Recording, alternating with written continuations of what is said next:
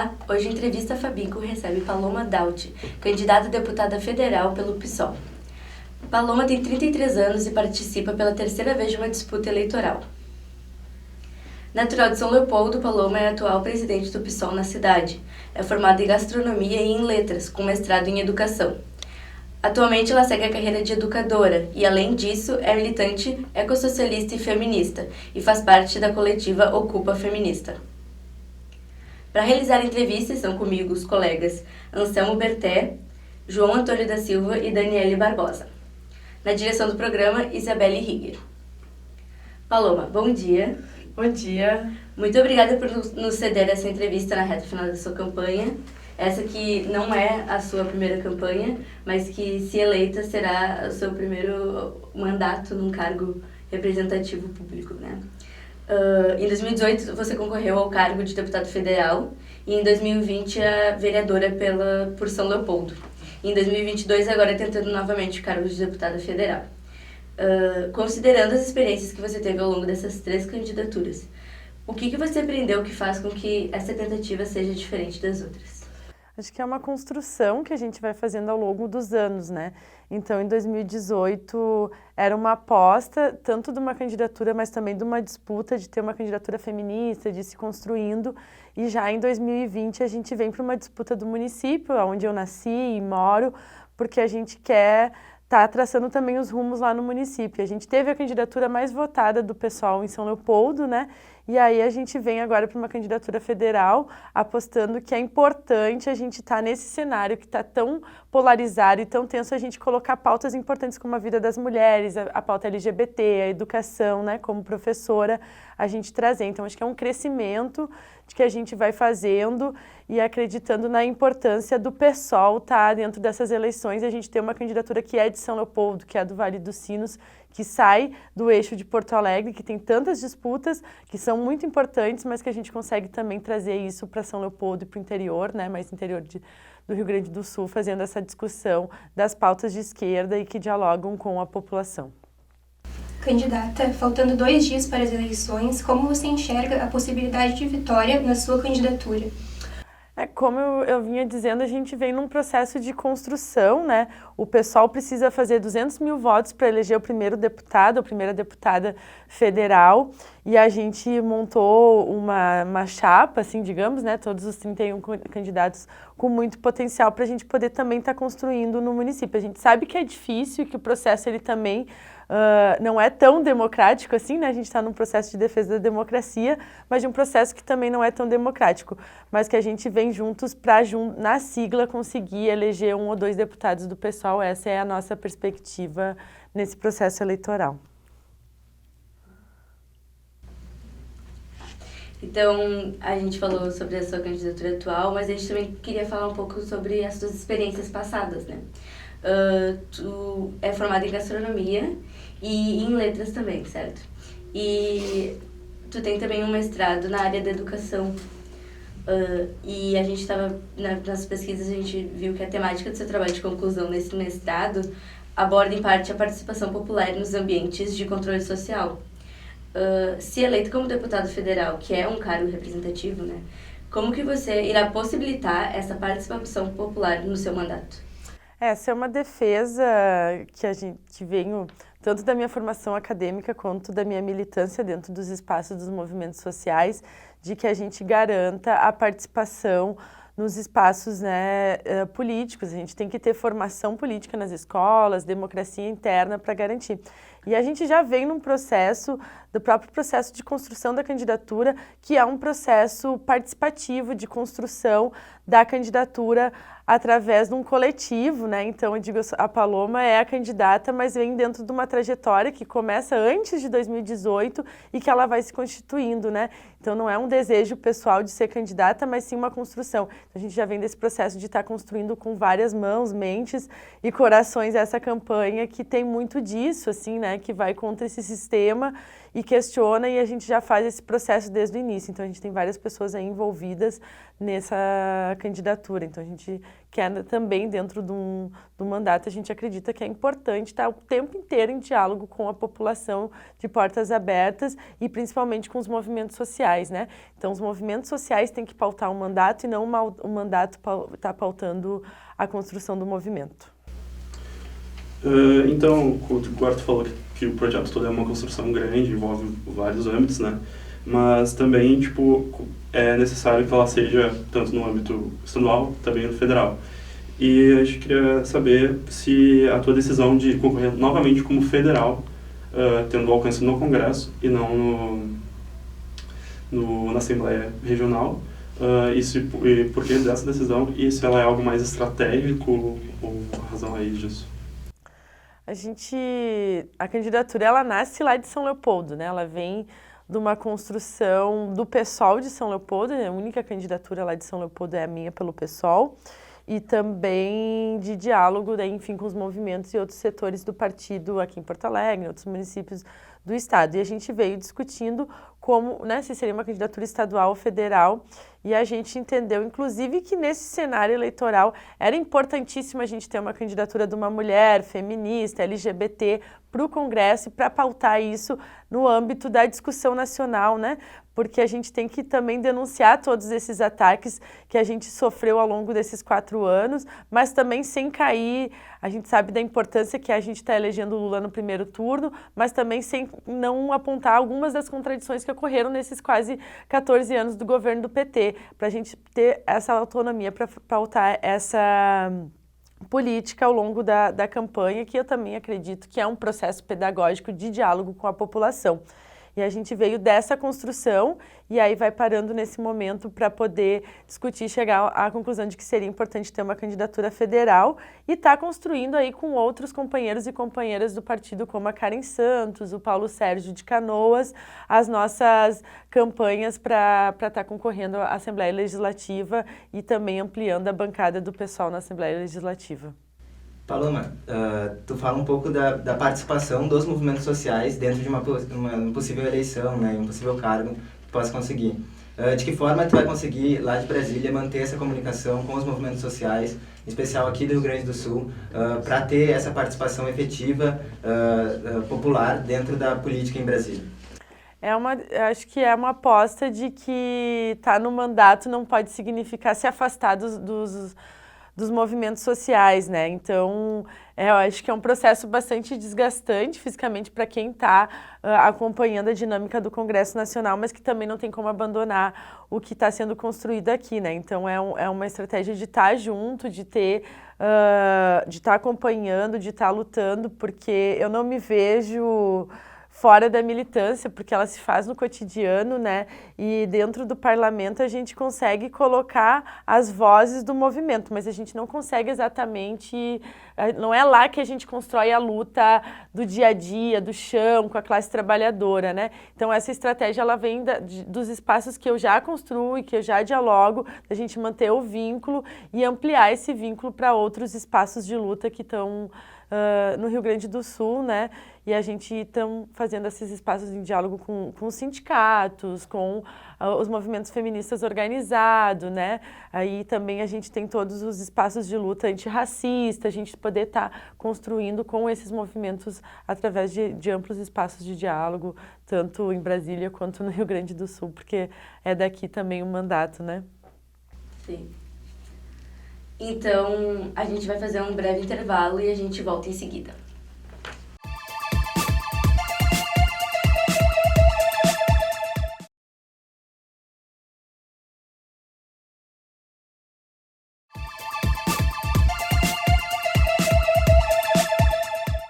Este é o Entrevista Fabico, hoje com Paloma, candidata a deputada federal pelo PSOL. Daremos seguimentos à nossa conversa agora sobre participação social. Quem começa o segundo bloco perguntando agora é Anselmo. Bom, Paloma, tu pesquisou na tua graduação, né, durante a tua graduação, os processos de participação política, né, popular, como o orçamento participativo, né, um exemplo de participação popular na política. No entanto, hoje, a nível do Congresso Nacional, a gente sabe que existe um projeto que vai na contramão disso, que é o orçamento secreto. Caso eleita, tu vai se comprometer a enfrentar essa prática e como fazer isso? Acho que essa é uma defesa importantíssima, né? Que a gente garanta o fim do orçamento secreto, que é exatamente uma política de toma lá da cá, né? De grandes acordos no Congresso Nacional para passar a boiada, como já dizia o Ricardo Salles lá durante a pandemia, mas aí com outras construções de outros projetos que não são só do meio ambiente, né? Então eles vão fazendo seus acordos para garantir a base. Então essa é uma aposta que a gente já tem defendido e batido muito, que é o fim do orçamento secreto, e a gente espera mesmo que a partir de janeiro do ano que vem a gente possa acabar com o orçamento secreto assim que o Bolsonaro saia do poder e investir numa política de participação mesmo, né? Porque, como tu disse, na minha graduação e mestrado, eu estudei os processos político-pedagógicos, né? O que tem de pedagógico dentro da participação popular. E as pessoas aprendem a fazer política fazendo política, né? Não só no discurso, assistindo na TV. Então, essa é uma grande aposta, né? De que a gente tem uma participação popular nos mandatos e deveria ser assim mesmo, né? Com conselhos, a gente organizando a participação das pessoas para que elas possam estar colocando as suas demandas, né? Mas também para isso é importante a gente avançar, porque a gente já via também no orçamento participativo de que era muito difícil sair da demanda do básico, porque se a pessoa não tem água, ela não consegue discutir além disso, né? Não tem saneamento, ela vai dizer, eu preciso de saneamento. E como é que a gente discute os rumos da política, outras questões além disso, né? Então a gente tem que dar conta das necessidades básicas para ter espaços de participação que as pessoas possam realmente debater o rumo das suas vidas e não que falta cadeira na sala de aula da escola, né? Como é que a gente dá conta do mínimo, que é o óbvio, não precisa se dizer o óbvio, né?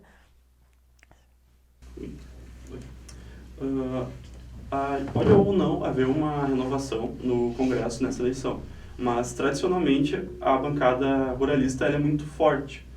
Então, a gente gostaria de saber quais são as propostas, as ações que tu vê como possíveis, sendo uma deputada federal ecossocialista dentro daquele ambiente que vai em oposição a essa demanda. A gente tem acho que um enfrentamento muito grande ao agronegócio, né? E a gente vê os efeitos do agronegócio na nossa vida. Se a gente olhar quem realmente produz alimento, né, o alimento que a gente come, é a agricultura familiar, né? Então, uma aposta de que a gente amplie a agricultura familiar para que a gente possa ter mais soberania alimentar. A gente está vendo o preço dos alimentos lá em cima e isso tudo é fruto de uma política do agronegócio que produz alimento no Brasil para exportar para fora, para produzir, enfim, proteína e outras questões, outro tipo de alimentação, né? E é uma alimentação rica, né? Super danosa para o solo, cheia de veneno.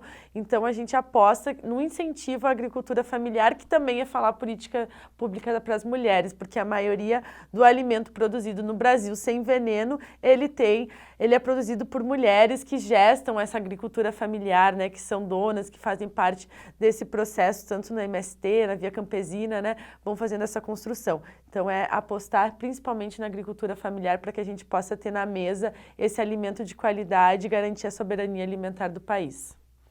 Sim, e como fazer esse diálogo dentro da Câmara? Existe alguma estratégia entre o partido sobre como efetivamente colocar em prática todas essas ideias, dialogando com pessoas que, em tese, se não houver, né, essa renovação do Congresso Nacional, são pessoas que não concordam, inclusive combatem fortemente todas essas ideias? Eu acho que não existe acordo político possível com quem não está a favor do povo, né? E não vai legislar para o povo. Então, acho que é uma aposta, a gente já vinha falando da participação, é uma aposta de participação e de pressão, né?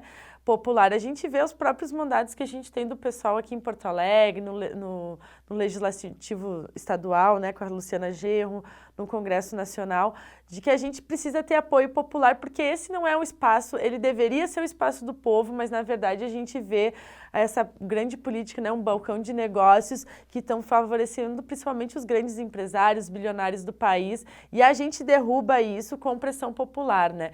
Então a gente achar que ter mandatos no Congresso Nacional e na Câmara de Vereadores, na Câmara Estadual, a gente garante que vai vai ter políticas públicas que vão avançar, né, numa perspectiva de uma vida digna, sem ter o apoio popular. Isso não acontece realmente porque o cenário é desfavorável, né? A gente vive nessa democracia que a gente, né, tenho certeza que não é tão democrática, que fica numa vertigem assim, né? Porque democracia para quem? Para quem está na periferia morrendo todo dia, é uma democracia não tão democrática assim, né? Que as pessoas não têm os seus direitos mínimos garantidos. Mas para a gente conseguir isso, tem que ter organização da população. A campanha também é um espaço para isso, para a gente estar dialogando com as pessoas, chamando as pessoas para se organizar, para quando a gente tiver nosso mandato, tiver mais mandatos ainda de esquerda, a gente ter o povo dentro do Congresso Nacional para conseguir derrubar essa política que mata e extermina a nossa população e principalmente a nossa juventude negra e periférica. Candidata, caso você não consiga a vaga desejada no Congresso, pretende concorrer novamente para a Câmara de São Leopoldo? A gente vem fazendo discussões assim, né, do que a gente quer, os rumos do pessoal em São Leopoldo. A gente tem a campanha é também um processo de construção do partido em São Leopoldo, de a gente crescer, né, e poder ter mais força. Com certeza a gente vai disputar as eleições em 2024, os nomes ainda estão em abertos, assim, a gente tem ainda 2 anos para isso, né, para fazer essa discussão, mas a gente está apostando sim numa construção para que a gente possa em 2024 vir mais forte, conseguir eleger a primeira vereança do pessoal em São Leopoldo. Então, quais são a diferença da dificuldade de tentar ocupar esses espaços de esquerda, defendendo as suas pautas de ocupação feminista e ecossocialista? Qual é a diferença da dificuldade disso em São Leopoldo e em Porto Alegre, que são, né, cidades bastante diferentes? Acho que tem uma questão de que, enfim, né, São Leopoldo, berço da imigração alemã, hoje a gente eleito, né, a gente tem dificuldade de eleger uma bancada negra, de esquerda, né. Porto Alegre avançou nisso na última eleição e foi muito importante, né. O PSOL em Porto Alegre já vinha, né, com uma bancada há alguns anos, né, que a gente tem vereadores em Porto Alegre, e lá em São Leopoldo a gente ainda não conseguiu romper com essa lógica, né, do sistema e ter outras candidaturas mais comprometidas e eleitas com a população. Então é um desafio de também a gente estar um tanto próximo de Porto Alegre e muitas vezes a gente tem dificuldade de conseguir construir uma política porque Porto Alegre dá o tom da política da esquerda e a gente vai resistindo para que mostrar, bom, mas nós também temos luta em São Leopoldo, né? Eu milito no coletivo Ocupação Feminista e lá a gente faz esse agito e diz aqui, ó, a gente é de São Leopoldo e a gente vai construir a política em São Leopoldo, porque existe mulher em São Leopoldo, né?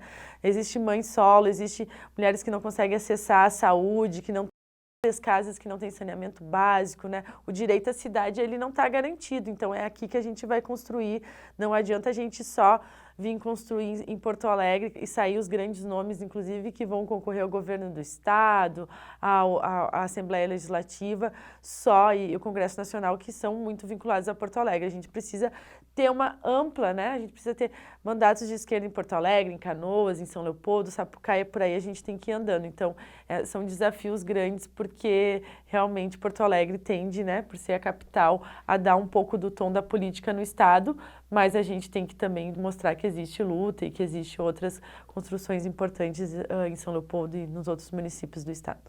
Sim.